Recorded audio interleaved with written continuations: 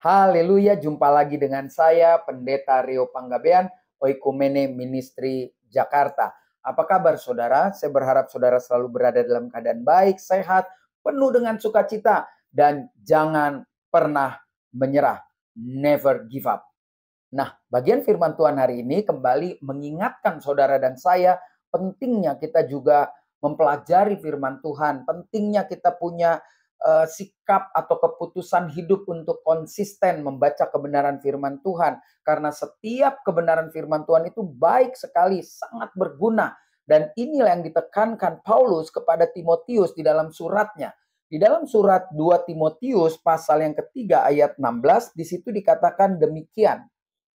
Segala tulisan yang diilhamkan Allah memang bermanfaat untuk mengajar, untuk menyatakan kesalahan, untuk memperbaiki kelakuan, dan untuk mendidik orang dalam kebenaran.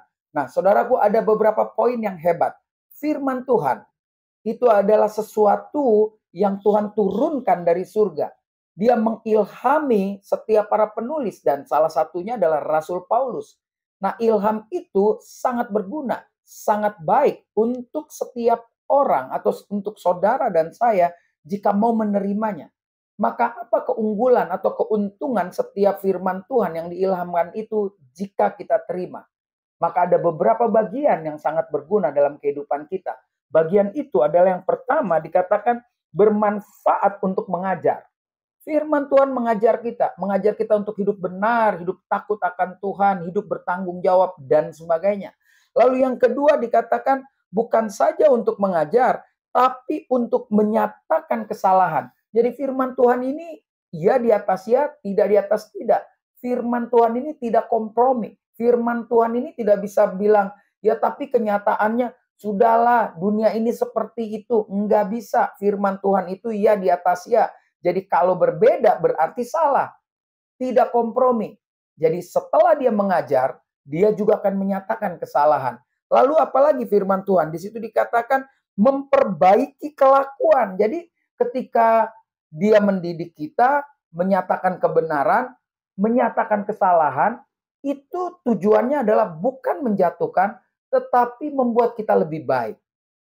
Kenapa? Karena ada kebenaran di sana yang dinyatakan.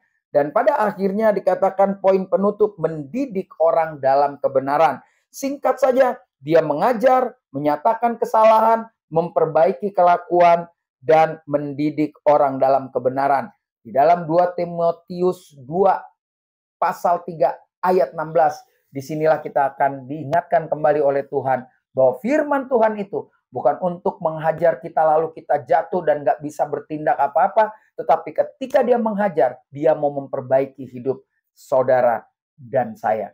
Jadi jangan alergi belajar firman Tuhan. Baca terus Alkitab, sedikit demi sedikit. Akan ada pengertian yang baru yang Tuhan berikan di dalam kehidupan saudara dan saya. Dan dengan demikian, hikmat Tuhan bertambah-tambah di dalam kehidupan saudara dan saya.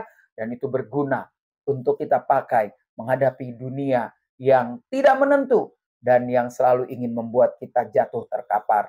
Tetap semangat, nikmati firman Tuhan, karena firman Tuhan itu baik adanya.